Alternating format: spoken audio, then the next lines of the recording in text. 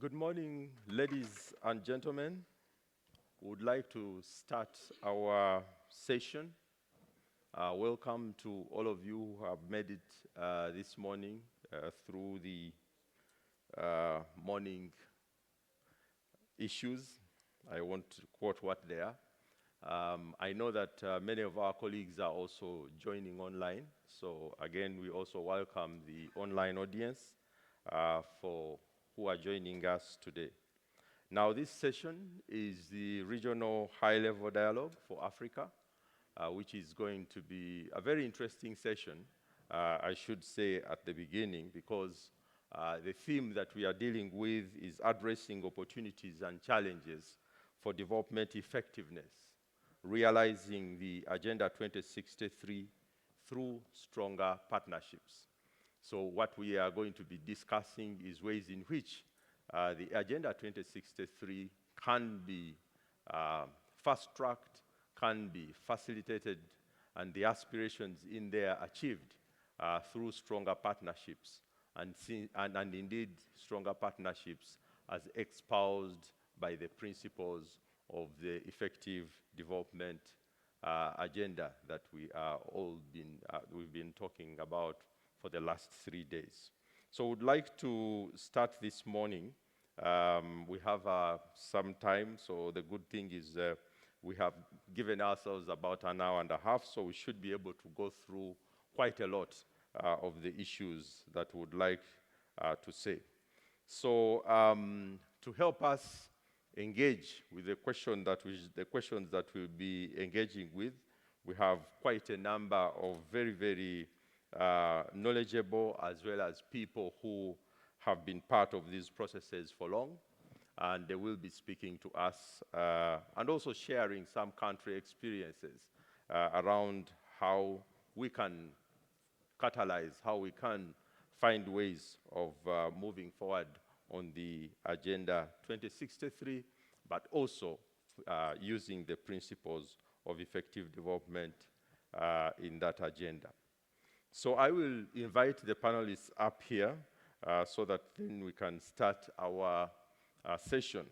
I'll start by inviting Madame Nshimirimana. Madame Nshimirimana is the Executive Manager, General Executive Management for Planning in the Ministry of Finance, Budget and Economic Planning. Welcome, Madame. You'll take the seat. Thank you. We will also invite the next panelist, His Excellency Mr. Augustus Jonathan Flomo, the Deputy Minister for Economic Management at the Ministry of Finance and Development and Planning in Liberia. Welcome, sir.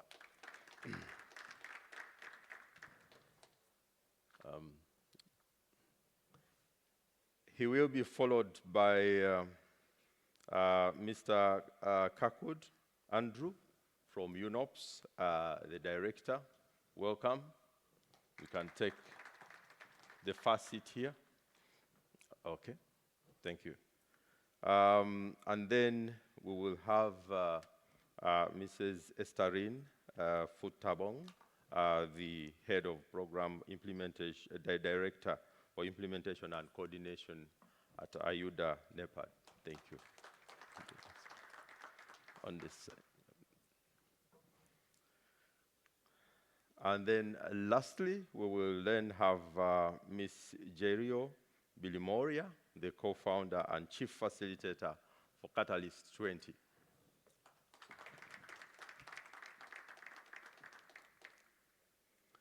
So for our panelists, we shall adopt an approach where they'll first say something for a short time, in about 3 to 5 minutes, and then we will pose specific questions to them.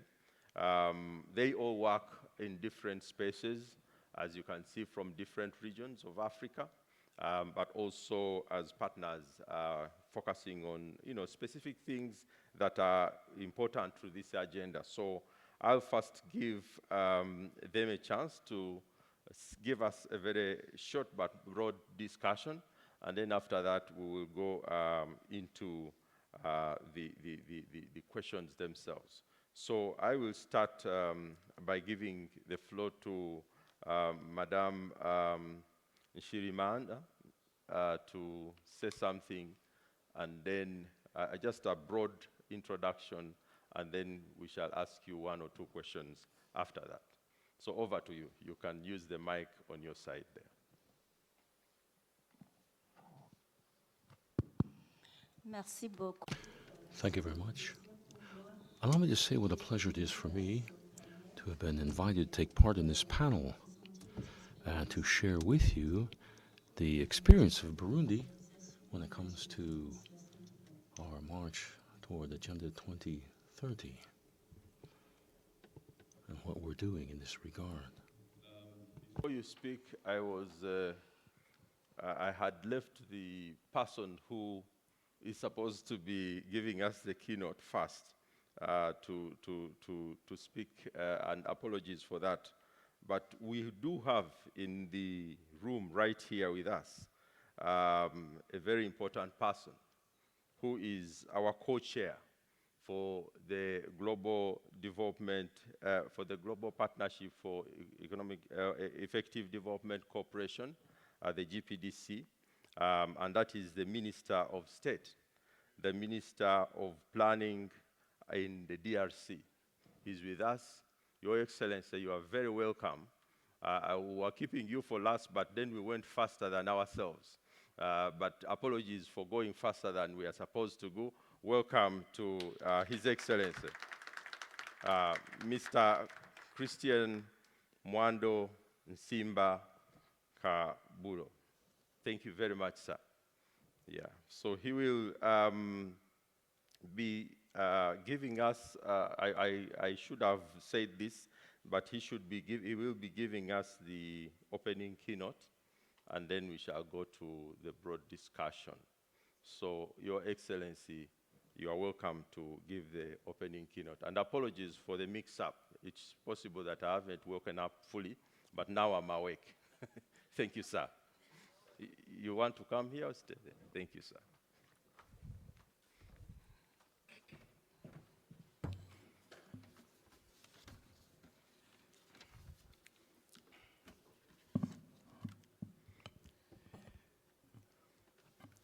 Merci. Thank you for giving me the floor. Ladies and gentlemen, the ministers, Madam Director of the Agency for African Development, and the chairs for the Global Partnership, representatives and technical and financial partners, distinguished participants in your various functions. I have the honor of extending you the warmest welcome regarding this regional high-level dialogue for Africa. I'd like to express my heartfelt thanks for having graced our invitation with your presence, and also this bears witness to the interest that you have in favor of the attainment of the Sustainable Development Objectives, the SDGs, Sustainable Development Goals. Ladies and gentlemen, participants, on the basis of the report regarding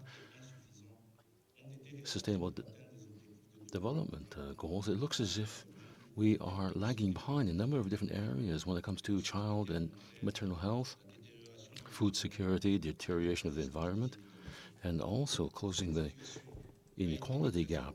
Now, this has been worsened, of course, as we know, by the various urgent emergencies that have come to the forefront.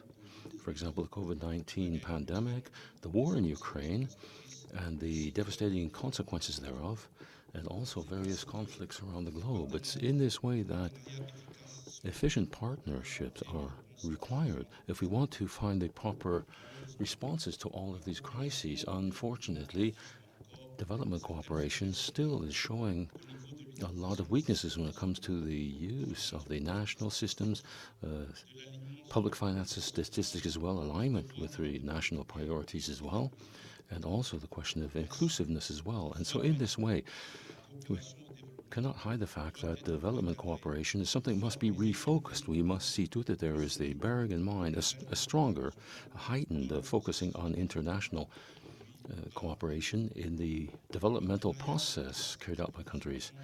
And if we're to be efficient, well, if we're able to do this, then this will help us arrive at sustainable achievements, especially in Africa. That's the reason why the presence of the regional dialogue on Africa provides us with a very good framework to focus on the issues, the challenges of Africa when it comes to the question of sustainable development for the 2030 agenda, and also the various priorities as well for the African continent on the basis of the principles of efficacy and cooperation. These priorities also have been at the focus of the various gatherings in preparation for this high-level summit, and also with the backing of NEPAD as well.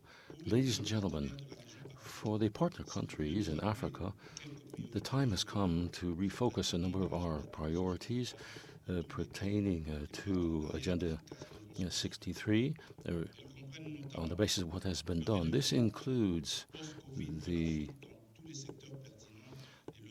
recovery post-COVID and also capacity building to be prepared for coming crises as well. Capacity building in the area of fiscal budget and fiscal management as well.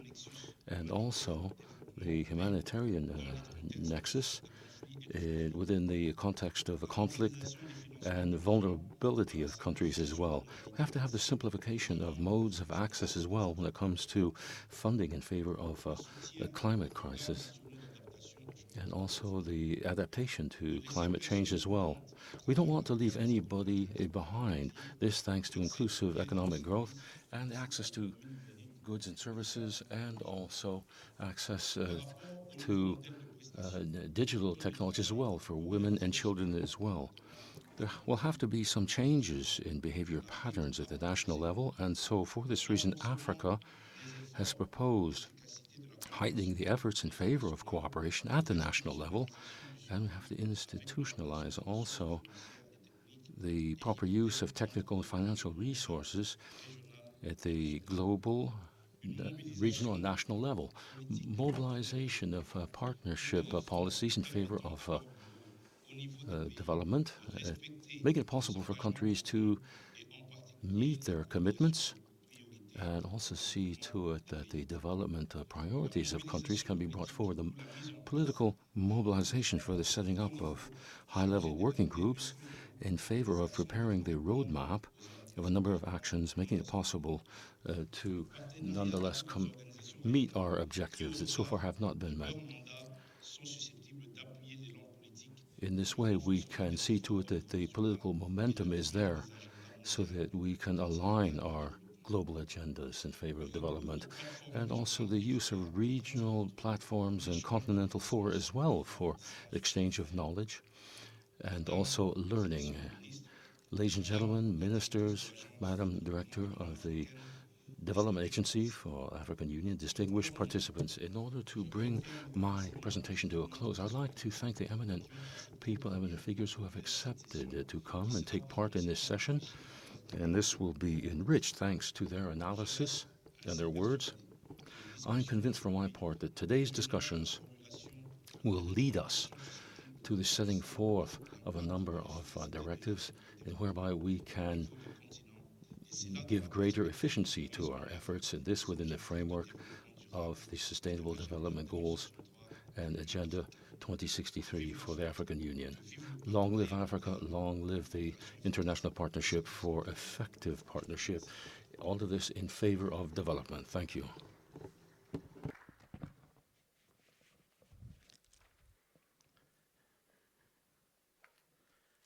Thank you very much, Honorable Minister, for those very insightful comments and remarks about the value of partnerships and the ways in which we can use these kinds of opportunities to move forward. We thank you for the opening remarks. I would like now to move on to the panelists. I had given you the floor before I woke up, but now that I'm awake, please go ahead and say something from the perspective of Burundi in terms of some of the success stories that you have had, but also what you have been doing in terms of domesticating the development cooperation principles in some of your work as well as within the Sustainable Development Goals. So, welcome.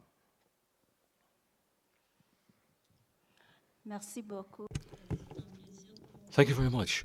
Yes, it's a great pleasure for me to have been invited here to share with you our experience and within the framework of this regional high-level dialogue for Africa and the ongoing efforts to see to it that we can focus on our priorities. I'd like to say the government of Burundi has put in place a 10-year plan. This is the National Development Plan, as we call it. This National Development Plan has its root in international instruments, the Africa Agenda 2020-2063, and also Agenda 2030, the East African Agenda as well, and then a number of challenges as well, which will lead us to sustainable and inclusive development.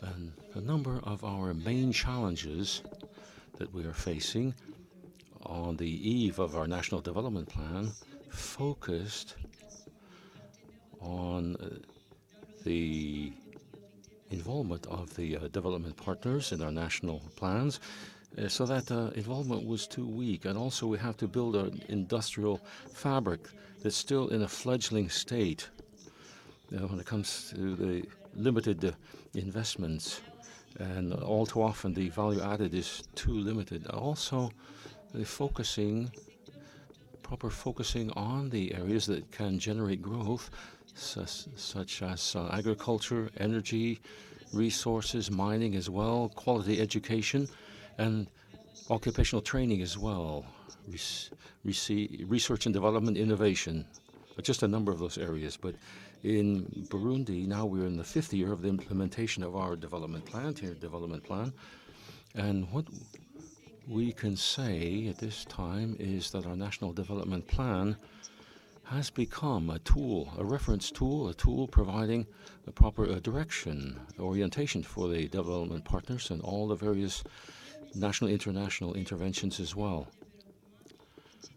And the development partners use this as a model, as a paradigm. And also, there's some communities that also have drawn upon a community development plan that is in keeping with our national development plan. And there as well, I'd like to say that our national development plan has been a tool to bring forward, to implement our SDGs, and our various communes, communities are working hard to implement the Sustainable Development Goals. And also, on the basis of our assessment, we've seen that the country is able to draw lessons and also change our direction somewhat, make some adjustments to the plan as needed.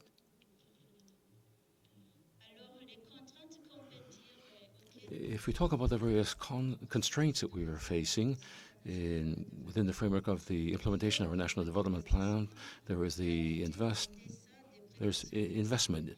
We were not able to have as much investment as we originally wanted to have because there have been some problems when it comes to institutional support, and this because of our links with our major development plans. Also, of course, there's the problem of different types of pandemics, including COVID-19. There have been border measures. We've had to shut down our border crossings with the border countries. We haven't been able to have the necessary free flow of people as planned, and this has meant some unforeseen expenditure as well to face up to the scourge. And so this is over and above the structural limitations that we have. Well, I'd like to say the government of Burundi is working hard to lay the foundation so its economy can really take off. The government wants for Burundi to become an emerging country by 2040 and a developed country by 2060 as well. And so we have this new long-term vision. We want for Burundi, as I said, to be an emerging country 2040 and a developed country by 2060. Well, this is something that has been elaborated and it is being brought forward. We want to align all the various development partners working for Burundi. This is a vision that encompasses the Agenda 2063, the National Strategy for Cooperation in Favor of Development Cooperation, and this is something also that will soon be approved. And we want to see to it that the work of the development cooperation partners can be focused so they all pull in the direction. There has to be transparency as well. This bears witness to the commitment of our government to establish space for open and frank dialogue with the development partners and to consolidate a climate of reciprocal mutual trust and confidence so we can work together. All the various tools for planning are now being fine-tuned so that our visions for 2040, 2060 can be a reality. We want to make sure that development cooperation is a reality, and that's also the case for Agenda 2063. All the various instruments for planning are now being aligned. All of this in favor of Agenda 2063, and all this for a new vision, our ambitions for Burundi. Thank you very much.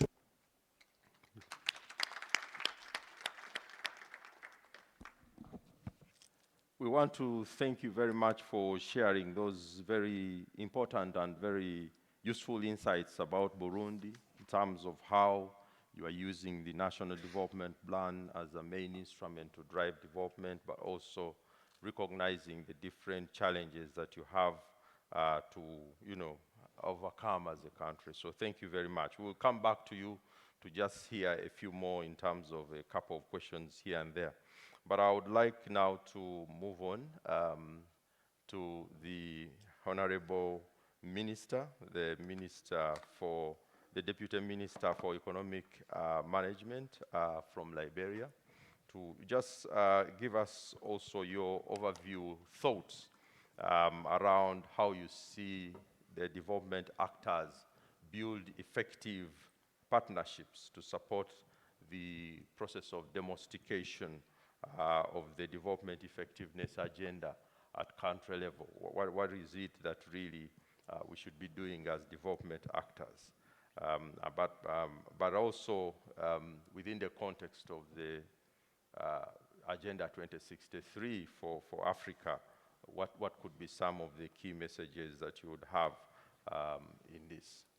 And if you can also speak to a bit about some of the issues on the monitoring that we are having under GPDC, that would also, add to the value of the insights that we can use. But over to you, sir. Thank you. Thank you. Good morning to everyone, and we are pleased to be here this morning to share with you a few points of importance from Liberia's perspective. When we talk about partnership, beginning with partnership,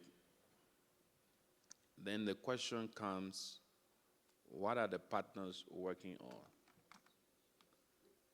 on? In Liberia, we have the National Development Plan, which is structured and aligned with the international plans.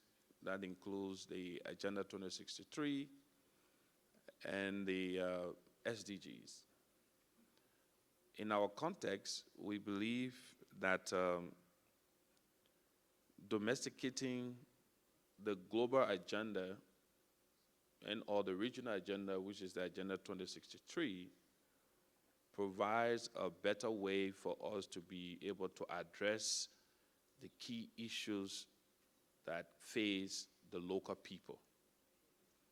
So in the context of the development space, you would not benefit the global agenda if the local agenda is not integrated to the extent that the impact you are trying to drive and develop is impacting the locals.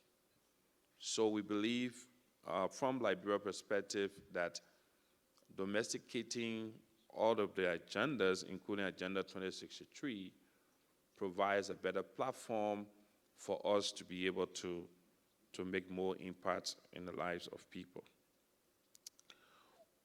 What we also did as a country was to look at mechanism around coordination, mechanism around team efforts that will allow us to achieve what we're trying to achieve. So under our development plan, which we call the Prosperity for Development, that plan created a mechanism of coordination. And in that space, we have a platform that allows the government at one hand, the development partners at the other end, and then we have a civil society invited as part of the team, and we have also included the private sector. And in that line of our engagement, it is giving us, over the period of implementation, is giving us more insights, is giving us more ideas, is giving us the opportunity to be able to engage all of the stakeholders and to build consensus around what we may call the binding constraints or the critical issues that need to be addressed. So yes, we have our National Development Plan and the tendency of each of the owners trying to get stuck to the kind of plans that they feel comfortable with, for example, the SDGs, the Agenda 2063, and the National Development Plan. So you'll have a conversation where you will see government emphasizing mostly on the National Development Plan execution, and you will find development partners talking, even though they work in Liberia, but talking more about the global agenda. But then where do we meet the lines? Where do the lines meet is where you're trying to see the global agenda fitting in the context of the local agenda, and that the interventions that we do will have the opportunity to bring about change. So the coordination mechanism was one thing that we work on. The other concern that was very critical was around data. We're talking development gaps. We're talking issues that need to be solved. What information could we generate? What information could we provide? How informed were the partners? How informed are the government institutions? How informed are even the private sector and the civil society organization? So creating a statistical mechanism or framework was another highlight that we thought were going to help us in trying to ensure that in our efforts of domesticating, we are creating the opportunity of collecting valuable information that we can communicate to all stakeholders. And lastly, the key issue we have along the line of action was around the ongoing monitoring. How do we pick up who is doing what? How do we pick up progress and successes that have been achieved and be able to report that? And how do we transparently interact and engage from the front line? So we've enhanced our preparedness as a country to have the opportunity to look at our national plan, the national and regional plan, Agenda 2063, and then working alongside with the SDGs as well. We also created an environment where every partner gets to understand what is in that space that we're working on. You know, we created a dashboard, I will call it, and I will talk more about it this afternoon, but we created a dashboard that gave us more information on what the government is doing at any one time and what the development partners are doing at any one time. And that dashboard is real-time, live data information. So when we are having conversation, is pull the dashboard out. The conversation is based on what do we see on the dashboard, because in that dashboard, there's Agenda 2063, there's SDGs, there's also our National Development Plan integrated, all of them integrated into one document or one dashboard that allows us to really be able to follow what we're doing. So just by looking at a pull up of the data, you're able to see which sector is underfunded, which sector is not funded. You're able to see who is even working in a particular space and what impact are they making. You are able to also identify in that space gaps that you need to be able to fill across the different segments and the different players. So the creation of that environment for us has really set the stage and the tone for how we make partnership to work. And because the argument we always put on the table is, what are we working on? Partners are supposed to be working on one agenda.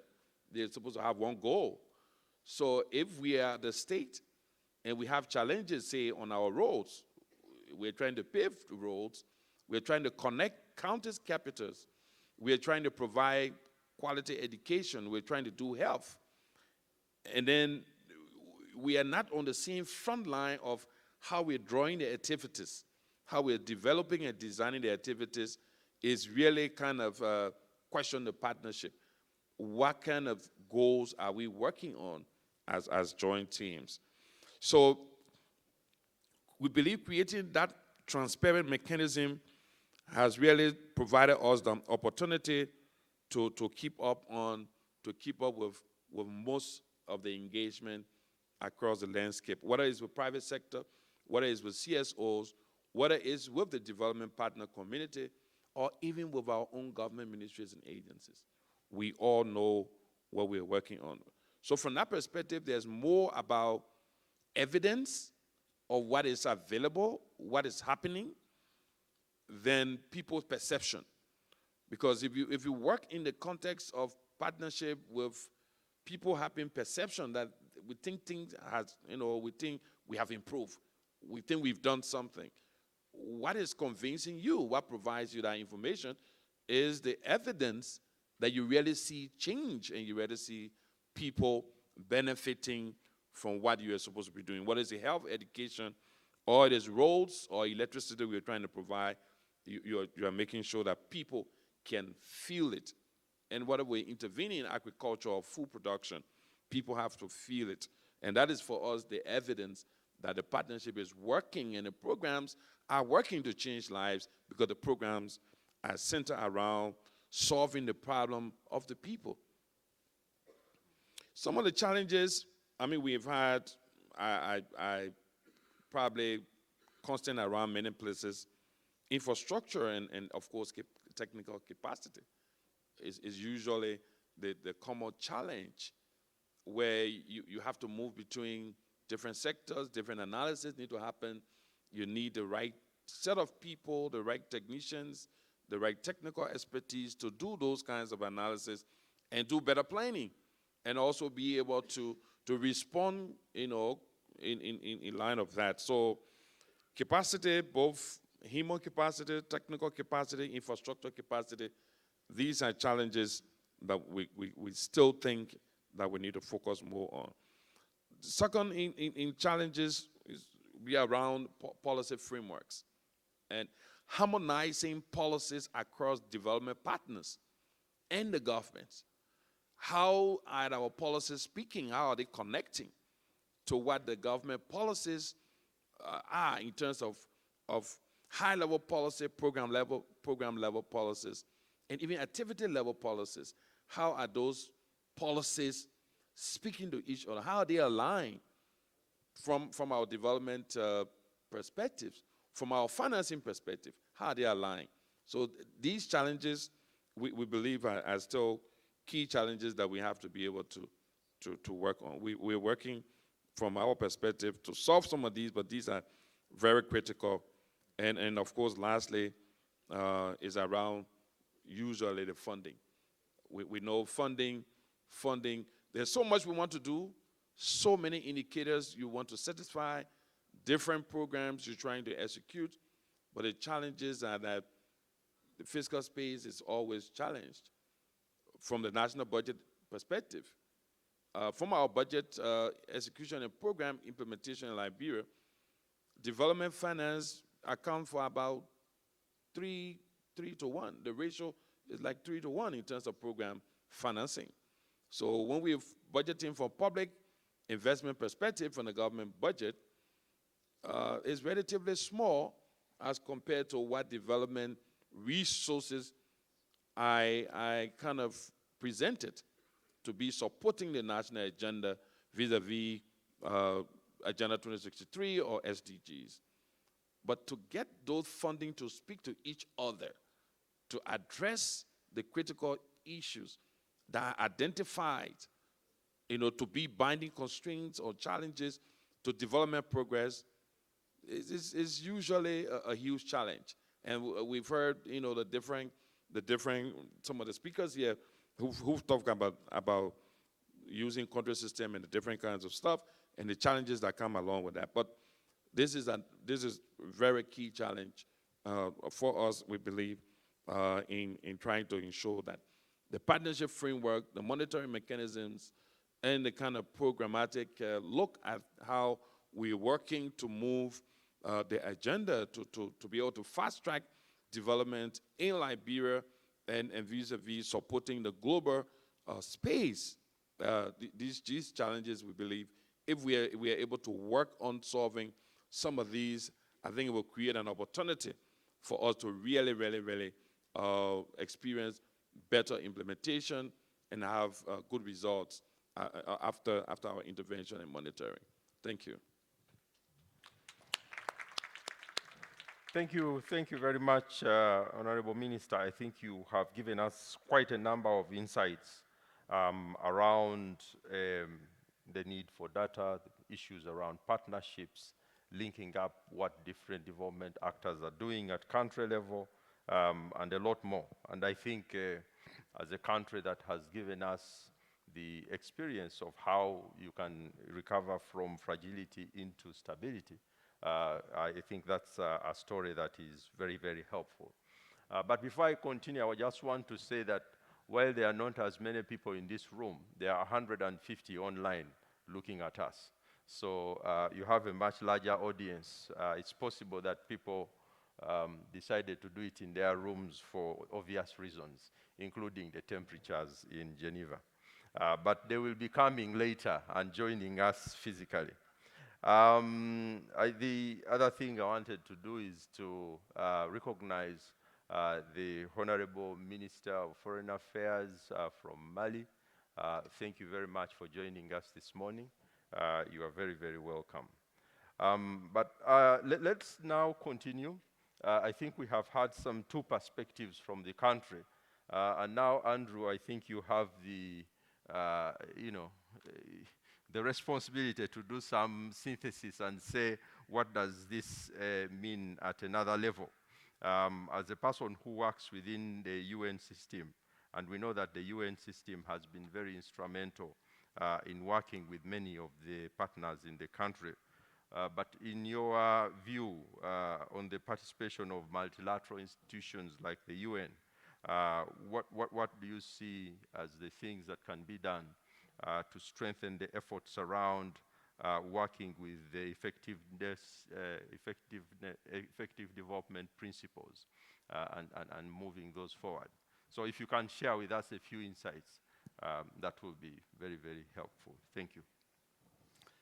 Thank you, Moderator and Excellencies. I mean, as the moderator said, I'm a civil servant of the United Nations, so I don't think I will shock anyone if I say I'm very optimistic about the partnerships that multilateral institutions and the United Nations can convene. We've heard a lot this week in the time that I've been here that global problems require global solutions. But global partnerships are also quite complex. They're the most, I think, complex of the partnerships that we are facilitating, they are the most complex. When they work, they can be very effective in addressing global, shared global problems, particularly global health issues. For example, the Stop TB partnership and the RBM partnership to end malaria, both hosted by UNOPS, are good examples of global health partnerships. They allow the pooling of human capital and financial resources, and these partnerships enable the convening of governments, United Nations, NGOs, and the private sector. When they work, these partnerships can have enormous reach and impact down to country level, and I think that's the important part here. Another example is Cities Alliance, which is another global partnership hosted again by UNOPS, which fights urban poverty and empowers urban communities to improve their own living standards, work often led by women and girls. Uganda was the first Cities Alliance country program, where it is in direct support of the Uganda Vision 2040, which is, amongst other things, improving slums and fighting urban poverty. Cities Alliance also works in Liberia, and it's where it is improving trash collection and, with trash, generating electricity for 400,000 slum dwellers in Greater Monrovia. And I think that if global problems really are increasing, which we've heard this week, perhaps these global partnerships will be more common in the future. But of course, not all problems are global problems. And I think regional problems obviously require regional solutions. And here too, I think there are some good examples to offer from UNOPS work. The COVID-19 response program in the Horn of Africa has helped millions of people in 7 countries. It's helped strengthen surveillance mechanisms, rapid response health mechanisms, and it's also helped mitigate the impact of COVID-19 in border areas across Djibouti, Ethiopia, Kenya, Somalia, South Sudan, Sudan, and Uganda. I mean, the importance of strong collaboration amongst all of those many partners has been highlighted as a key to the success of the partnership. Which brings me to the third dimension of these partnerships, and I think it doesn't surprise us if country-specific problems require country-specific solutions and many times country-specific partnership platforms. This is probably the most common form of the partnerships I'm referring to. Another example, in Zimbabwe, after Hurricane Idai, UNOPS worked with the government and many UN partners to address food, health, education, and sanitation needs.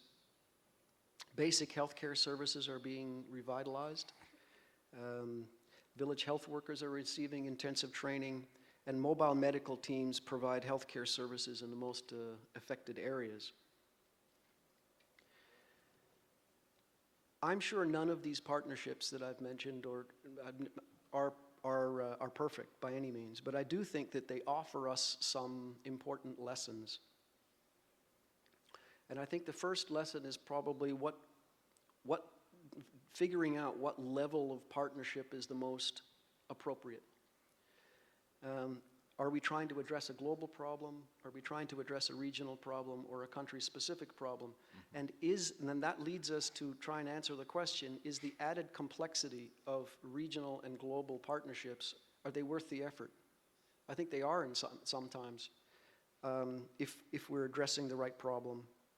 Secondly, no matter what structure these partnerships take, they must make a difference for people at local level. And I think the Deputy Minister from Liberia was making this point very well. Ultimately, that is how we should be measuring the success of these partnerships. Are we making a tangible and measurable difference in the lives of people at local level? And then thirdly, it's clearly important to have the right partners in a coherent approach with countries in the lead to define first and then address the most pressing challenges. So, I mean, I guess in short, I do believe that multilateral institutions generally, but the United Nations particularly, can convene effective partnerships. They're not easy or straightforward, and I think we all know of, or we've seen partnerships that don't meet their lofty expectations, but we know they can work, and we have plenty of examples of these effective partnerships at country level, at regional level, and at global level. Thank you very much, Mr. Andrew Kirkwood, for those insights around and examples of partnerships that are actually taking place within the continent and the kinds of opportunities that they are producing, as well as results that we are seeing. But as you say, there are global problems, there are regional problems, which may need different kinds of solutions. And I think it is within that light that the African Union therefore put together this African Union Agenda 2063 as a way of saying that within the region, this is an expression of how we want to see the continent in the next several years. But before I go on to the next speaker, I was told that telling people that there are 150 people, they may think they are from Geneva. But actually the people who have signed in are from Zimbabwe, from South Africa, from Nigeria, from Ethiopia, from Sudan, from Madagascar, and from Senegal. That means that not everybody is in Geneva. So, ladies and gentlemen, please keep those people in mind when we are responding, because they are signing in from home and they would like to hear more from us. But let me now move on to the next speaker, the Director for Program Innovation and Planning, Madame Estherine Futabong, who is here, and he will be speaking to us a little bit about the regional institution like the African Union Development Agency, and how it can support the implementation of development effectiveness within the context of operationalizing the Agenda 2063. Over to you, Madam. Thank you. Good morning, and thank you, Mr. Moderator, Your Excellencies. Thank you for this opportunity to be part of this very interesting conversation. Let me start by recalling that the African Union Agenda 2063 has 7 aspirations, but perhaps for this conversation, and all of the 7 are very relevant, but I would like to just highlight 3 of them that are quite central to the discussion we are having with regard to effective development cooperation. The one, of course, is the aspiration 1, which is about, and I will just paraphrase them, a prosperous Africa that is based on inclusive growth and sustainable development. And then aspiration 6, which is about a people-driven development. And aspiration 7, which is about a united Africa that, of course, speaks with one voice and is an influential player in global discussion, as well as an influential partner. As we are discussing about partnership and development, I thought these 3 aspirations are of particular relevance to this conversation. And when it comes to the Global Partnership for Effective Development Cooperation, the African Union, I would say Africa through the African Union, has promoted this cooperation by highlighting a few critical issues in the context of the discussion with regard to effective development cooperation. And some of these have been with regard to the need to strengthen the connections and linkages between South-South and multilateral cooperation.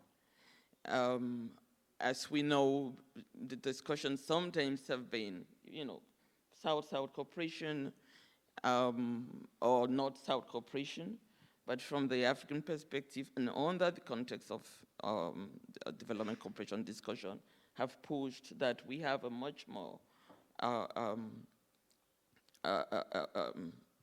coherent approach to the discussion of partnerships, looking at South-South, but also South-South trilateral cooperation, that we explore and develop these linkages across regions. Also the making these linkages with the question of financing for development has been a key issue that the African continent has pushed on the auspices of effective development cooperation discussions.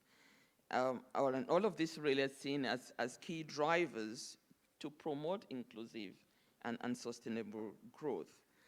And through this conversation of promoting South-South trilateral cooperation and financing for development, there are some key objectives also that have been pushed, and I think the minister, our co-chair, mentioned a few, but I would like to highlight, of course, the question of curbing illicit financial flows.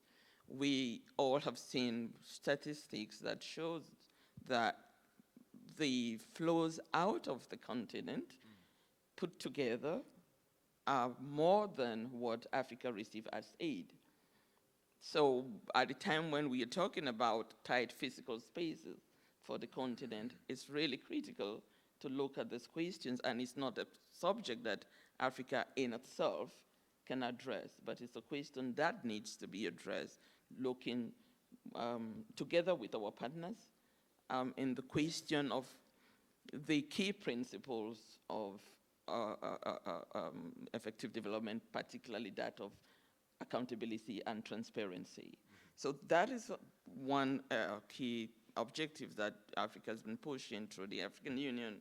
And of course, promotion of good corporate governance has been key. Sometimes we see it particularly focusing in certain sectors. For instance, the extractive industry sector, the key issue of good corporate governance has been very important. And of course, transparency in tax regimes, again, has been something that, from the African perspective, is important as a subject matter to be discussed in this. I think the point is, when we talk about effective development cooperation, it's not an amorphous discussion. It's a discussion that is centered on critical issues and questions that are relevant for the continent's development. So these are, I think, important questions that the participation of Africa in this process have highlighted and will continue to highlight, because you need platforms like this to get to solutions for such important questions. Coming back to Agenda 2063, that is the vision, long-term development vision for the continent. Of course, this is a continental regional strategy, but it is implemented at national level. And that implementation is demonstrated through the domestication of it in the national development plans of African Union member states. And I think our ministers here in the panel have elaborated quite well on that. But there are some important lessons that, as African Union Development Agency responsible to support the implementation of Agenda 2063, that we are learning and observing. The key principles of that came out from Busan were country ownership, partnerships, resource focus, as well as mutual accountability and transparency are embedded as key principles for the implementation of Agenda 2063. And as I said, the domestication of the agenda through the national development plan speaks to that question of ownership. The Agenda 2063 is implemented through 10-year implementation plans. Of course, a 50-year vision, that's the only way you can have concreteness in its implementation. And the focus of the 10-year implementation plans are based on priorities identified by member states, as well as guided by concrete targets that have to be attained. So you can measure in terms of reporting what is the impact of implementing Agenda 2063 at the country level, responding to those local realities that His Excellency from Liberia spoke about, as well as Mr. Bond spoke about. Also, a critical aspect of implementation of Agenda 20 is the reporting mechanism as well. So every 2 years, member states are expected to report back on the implementation of Agenda 2063. So that accountability is key. But critical is the idea of partnerships, because it's about a people-centered development, which kind of speak to a social contract with African peoples themselves. So the Agenda 2063, as expressed through the national development plans, must speak to the priorities and realities of member states, and emphasize the issues of multi-level governance and multi-stakeholder involvement in the implementation of Agenda 2063. So from right now, as we speak, we are looking at the evaluation of the first 10-year implementation plan with the active participation of all AU member states and the preparation of the second 10-year implementation plan, again, with active participation of all AU member states and not just the government officials, but all the stakeholders. So we have organized with the national government multi-stakeholder consultations to identify what should be the priorities in the second 10-year implementation plan. Some few challenges that we have observed as we looked at the evaluation is about multiple agendas. And I think countries are put in this challenging situation where they have to look at the SDGs, they have to look at Agenda 2063, they have to look at various sectoral regimes that they are part of. And the challenge is, how do you bring this together? From the AUDA perspective, we working very strongly with the Ministry of Planning to ensure that these agendas are brought together within the national development plans, and also to reduce the burden of reporting for member states. Because the UN system expects them to report on Agenda 2030, the African Union expects them to report on Agenda 2063, and there are all multiple reporting requirements for member states. Of course, there are physical challenges, there are human capacity challenges, and all of these sort of things. So what we try to do is really work with them to see that, and when you really look at it, you can have similar indicators so that they can collect data that they can use to report to these different agendas, global and regional agendas. So that's one of the challenges. The issue of coordination also has been mentioned. We do see through the work that we're doing on the evaluation of the Agenda 2063 that there are multiple players, and therefore at a national level you need that coordination. And sometimes it's sometimes it's not that easy to do that, because you need dedicated resources to have effective coordination. It's easier said than done. But you need people to follow up, and you need resources to convene meetings and all of that to have it happen. The issue of data is also a critical aspect that we just notice, collecting data on the ground and having systems where you can collect and analyze these data to be able to report back on the performance to the Agenda 2063 is also something that, an area that could be improved.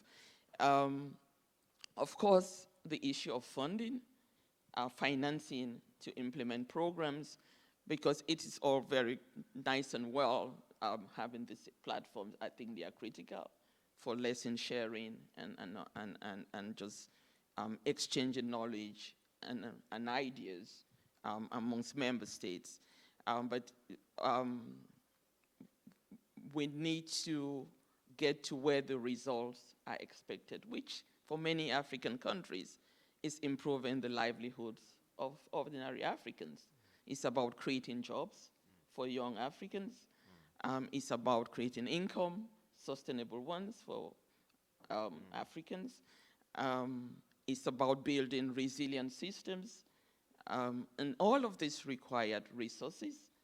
And of course, the domestic fiscus plays an important role.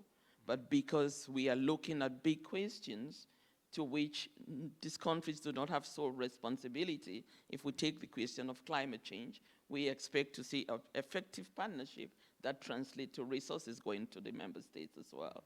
So I think the global community is falling a bit short on this. We all know about the commitments on climate financing and the fact that these commitments have not been met. And so such partnerships, we think, needs to dive in a bit deeper into sectoral performance. So that when we talk about monitoring, which is a big issue for this, will be a big outcome for this particular summit, we can see how we operationalize them also through looking at the sectoral performance on the ground. So lastly, let me just say, when it comes to the role of AUD and NEPAD, in addition to the things that I've spoken about, we do work very closely with the member states in the context of the EDCP to support our co-chair, DRC, that has done a fantastic job in coordinating African position, to work with them, provide technical backstopping for them to play that leadership role as co-chairs. We also, through our role as the African Development Agency, leverage and ensure that this discussion is positioned at the highest political level in the AU processes. Through our convening powers as well, we work with the co-chairs to support the convening of the African Working Group, a key group to reflect and develop the African position that comes into this forum. So key is the role we play to support that continental and regional priority setting through Agenda 2063, but also through facilitating and providing technical support to the African co-chair in this process. The second, of course, is that of promoting knowledge exchange and peer learning. And lastly, but not the least, is to promote policy coherence and harmonization at both national, regional, and continental levels. So speaking to the point that His Excellency from Liberia said, where the local agenda speaks to the national agenda and speaks to the regional and global agenda. Thank you. Thank you very, very much, Madame Serene. I think you have really painted a very robust and rich picture for us around how AUDA is supporting the work that is happening, and some of the key issues that we should be looking at as Africa. The issue of multiple agendas seems to be on the top of everybody. I've heard it many times mentioned here. The issues around burden of reporting. Yeah, we are going to be talking about a monitoring framework that we are launching, but then, as you say, that to be linked to everything else that's happening on the continent, in the national development plans, in the Agenda 2063 reporting, I think is critical. But you also grounded it very well when you gave us the sense that where the rubber hits the road is the kind of reforms and the kind of things that we see in Africa. Jobs being created, incomes going up, systems being built, and all that. So thank you very much once again. So you have had everybody speak, and now you, Jerome, you have the opportunity to sort of give us your reflections about what you've had, but also what your view is, especially speaking from a perspective of those who are not in the state, the non-state actors, what your perspectives are in terms of these issues around partnership and around how we can really strengthen the use of the partnership principles within the context of effective development cooperation. So over to you. Thank you very much. I've been taking a lot of notes as the panelists have been speaking, because there have been some very interesting ideas. I think the first thing I would like to say is, yes, there's a lot of overlap across everything, and all of you have mentioned it, which makes it difficult for civil society also to know whom do we contact, what do we contact for. So I think that is something which is very, very important for us. So I think I love the idea of the dashboard. I love the idea there's a systematic plan. I think what would be very nice is, if all governments had a place where civil society could directly approach and interact and have a seat at the table while framing the policies. Because one of the things that we hear is when policies are being framed, very often the people who have the experience from the ground are not always there. And they actually want to work in partnership. You talked about partnerships. I think creating the space to have these partnerships would be something which is really, really very useful, and I think we can look at. From Catalyst 2030, the network which I represent, which has over 250 people from different parts, leading social entrepreneurs from different parts of Africa, they came up with a campaign called Africa Forward. And I think that campaign has 5 principles which actually touch on the points. The first and most important is basically funding. I don't know if you all know, but we did a recent study, Bridgespan, one of our members did a recent study, and more than 95% of the funding which goes from philanthropy organizations does not reach African partners. They go to international NGOs, international INGOs, and therefore the money really doesn't benefit Africa. So the first thing that Africa Forward is trying to do is trying effectively to make sure that philanthropic capital is reaching the hands of proximate leaders from Africa and not INGOs which are based out of wherever in the world. So that's one of the first things, and I think what would be really nice is if y'all could structure that, there could be policies around that which should help expedite that. That will really help the sector. So that would be the first thing, and Catalyst is happy to collaborate with all of you to look at what would be the government policies which could facilitate philanthropic capital and development capital in the hands of proximate leaders to be able to collaboratively bring about the change. So that's the first thing that our members have said is most important. The second, they would really like, as I said, to have this cell where we could partner with government to help government roll out things with scale-up solutions. The third thing which has come very, very clearly is leadership and leadership in the sector. So we are partnering with African universities to be able to facilitate civil society leadership and see how capacity building could be done. So there is a strong civil society which can work in partnership with government. Strong social enterprises which can work in partnership with government. And also, therefore, including the same in academic and academic curriculum. So we are able to actually develop a sector, and by doing that, when we did a calculation, if we look at it from a social economy perspective, you could probably increase job growth in the sector by 10 to 20% at the minimum. And that means you're talking of millions of jobs which can be created through a very effective system. So my one thing is amazing what is being planned. Second is partner shoulder to shoulder. And then let's see how we can actually try to achieve the 2030 goals, which we are looking at, taking it forward. So this is an open offer to partner with all of you. Thank you. Thank you very much, Jero.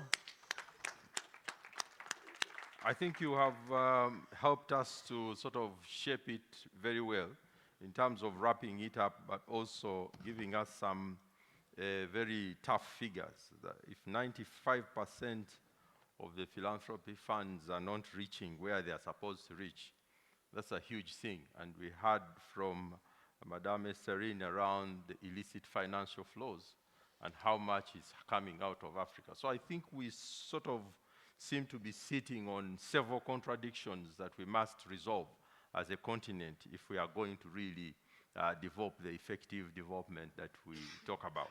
So I have a few minutes now, and that's the good news for you who are sitting here, that you will have a chance to say something.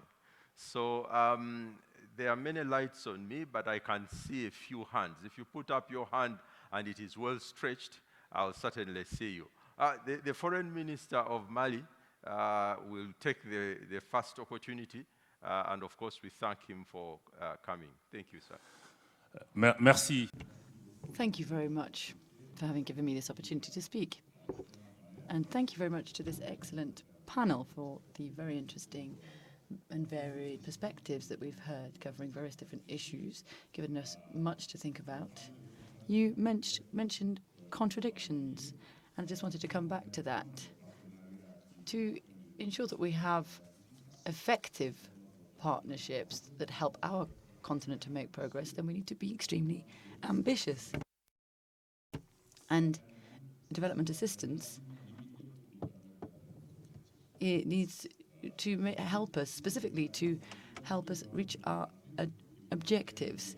So if you look at Africa today, there's around 1 billion inhabitants, and we have to deal with the issue of the fact that 65% of our population are under 25 years old. We have over 30 million young people arriving every year on the jobs market.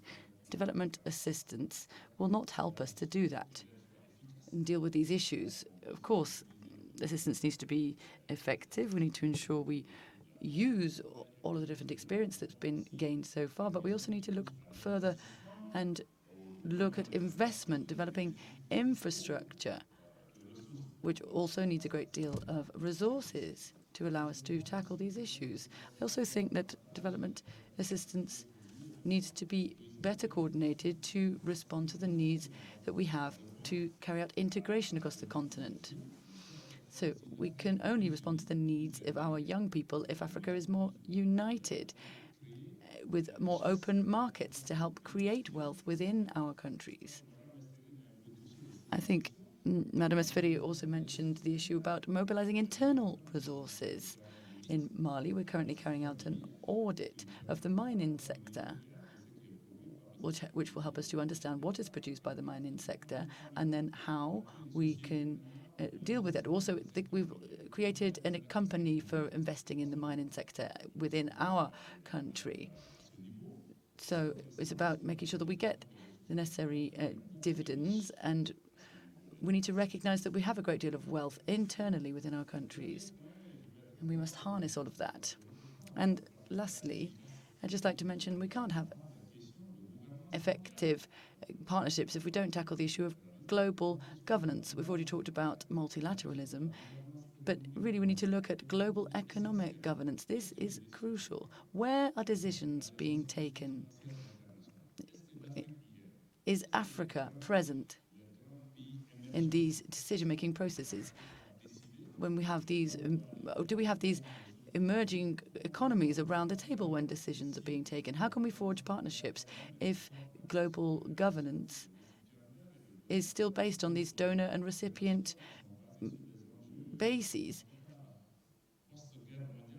So we're still in the kind of post-war format with the same old post-colonial dynamics or neo-colonial dynamics. So I think these questions need to be tackled, and this is what we need to keep in mind. We need to have a broader outlook to make sure that these partnerships can be more effective. Thank you. Thank you very much for your intervention, Honorable Minister.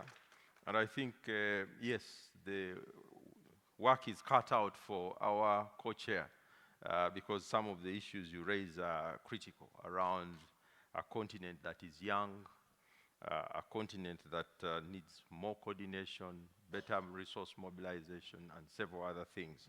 So I want to thank you very much. I can see a hand right here. Is there any other hand? I will just be able to take maybe 3, and that will be, okay, so that will be number 2. Any other? Okay, thank you, go ahead. Merci, Monsieur le Modérateur. Thank you very much, Moderator. Minister, my name is Jean-Luc Gershaw, and I work for the Resident Coordinator for the United Nations System in Burundi, supporting coordination of development cooperation. I wanted to just raise the issue of the cost of mediating between these global partnerships. So the intermediary costs, what it costs to coordinate development cooperation in a country, it's a very important subject because this is quite a high cost for recipient countries. Donors or development partners in general take a great deal of care when it comes to the cost of mediating their support mechanisms in a country. The cost of this mediation is something that's never mentioned, and it is very significant for a country such as Burundi. The annual budget of Burundi is lower than the budget of the city of Geneva, which is only 280,000 people. When we start talking about these issues, the cost of mediating and the cost of coordinating, which involves digital technology and structural reform, which also requires strengthening capacity. When we mention all of these issues,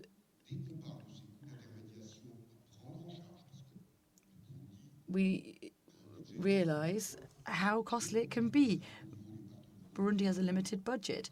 And as soon as we talk about the cost of this coordination and mediation, we hear people sigh. They don't really want to have to think about it. But it's a question that needs to be brought up. So at the multilateral level and also at the bilateral level, people need to really wake up and understand how much it costs to deal with these processes themselves. Just one other comment. Even if there are hundreds or thousands of people that are watching online, I am quite surprised to see so few people here in person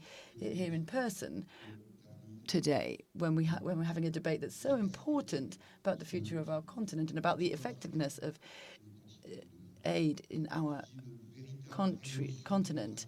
We are going through a real demographic revolution. And sometimes we end up talking about piling up different strategies rather than talking about the effectiveness of that cooperation. Thank you.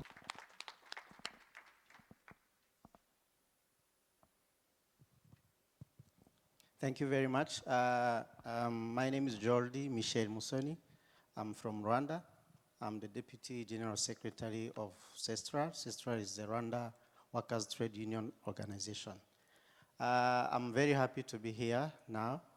I'm talking about the availability of trade union movement in working together in partnership and cooperation as a representation of a very important section of the population. We are talking about around 2 billion across the globe of the working group. And many times, the trade unions that are representing these very important people are in Africa, many times excluded. They are not really part of the people who are contributing to the economic development and planning. My intervention is to just let you know that trade unions are really engaged and working globally and even at national level in SDGs, especially, SDG 8, which is about decent work and economic growth. We cannot talk about a people-centered development if we are excluding this part of people. We are having people being much more impoverished, yet they are working people. Workers are members of the community. Workers are consumers of the products that are made by the businesses. It's really important to include them in every planning related to economic and social development. So at national, we are talking now about domestication of those global planning. Really, it has to be including, bringing on board trade unions because they play a very key and important role in domesticating and implementing this very important policy. So what we do, we have to bring our role, to play our role in reinforcing social protection systems, because we all know that COVID-19 has shown all of us that there is a deficit into social protection systems across Africa. Thank you very much. Thank you very much for that intervention about participation and bringing in the trade unions. We would now have to wrap up because we have 3 minutes. We are going to try and see how to divide those 3 minutes among all of us. So the only best way is to ask for a sentence, not a long paragraph of summary. So I'll ask each one of you to give me a sentence in terms of how you can summarize what you've heard from the floor and from your colleagues, so that we can see how to wrap up this. So let me start with Madame Chirimana. Can you just, what are you hearing in terms of wrap up in just a couple of sentences? What is your takeaway? Let's put it like that. We need to strengthen the framework for partnerships, but these type of partnerships also need to be able to fund structural progress and structural projects. Projects which really have an impact on people's living conditions to bring about genuine improvements in people's lives. Much. Honorable Minister, she has given you a very good way to wrap up. So Thank you. Yes. I mean, I would like to end with, questions. What are we working on? What problems are we solving? I believe if we can answer these questions, then you think you have common goal and common interest around partnership intended to give you results. So I just think that going forward, we should begin to look at our partnership mechanism frameworks and seeing whether we know what we're working on and we can answer both ways. Whether from the government side, we can answer the same question, or from the development partners and others, we can answer the same question. So I would like to just close with those. Thank you. Thank you very much. Andrew, I hope you don't have a question also, but I think His Excellency from Liberia captured it extremely well. Once you've defined the problem you're trying to solve, then you can define the type of partnership that you need, a global partnership, a regional partnership, a country-level platform. I think we all agree, more or less, that without these partnerships and bringing private sector, civil society, governments, and the United Nations, other multilateral institutions together, we won't achieve what we are trying to. Okay, thank you very much. Madame Estarine, the last word. So the alignment of the development effectiveness agenda with other agendas should really be about inspiring policies, systemic and behavioral change towards a better partnership for developmental results. And I really want to put an emphasis on behavioral change of institutions in this partnership, speaking to the point that Ambassador Diop made on these issues. So, Thank you very much. Policy, systemic, and behavioral change on partnerships. Thank you. Thank you very much. I think, Jero, you have had behavior change. Does that make you happy? Yes, definitely. And I think mine would be, like the gentleman said, the minister said, let's dismantle colonial structures. What everyone has said, let's work in partnership. And what we as civil society say, let's take Africa forward in a big way. Okay. So that's what I would say. Thank you very much.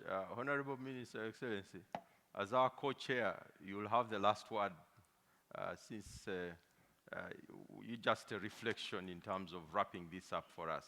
Thank you. Yes. I would simply like to say that it comes across clearly that for everybody, this alignment, coordination is a very important. I want to see that the global objectives, on the one hand, the continental objective for Africa, and those of countries can be aligned. And all of this is necessary when executing the policy. They must hinge on priorities of plans for each country. Now, if we can do that, it'd be great. There's something else that was said. We must bear in mind the cost of the action, intermediation. This is very important for the beneficiary countries that receive this aid. That's what I'd like to say at this time. Thank you. Join me in thanking our panelists and thanking all of you for a very, very good and very insightful panel that we have had. Of course, from the discussion, it's clear that we still have a lot of work to do. The Agenda 2063 is firmly placed within the African overall global connections around how we want to move the continent forward. We've had very many challenges that we need to overcome: multiple reporting, burden coordination, financing, making sure that we respond to the young population on the continent, and several other things. But as we say, I mean, this is a space where the dialogue has been and will continue. And so thank you very much for your time. We will now move on to the next session, and join me in thanking all our panelists.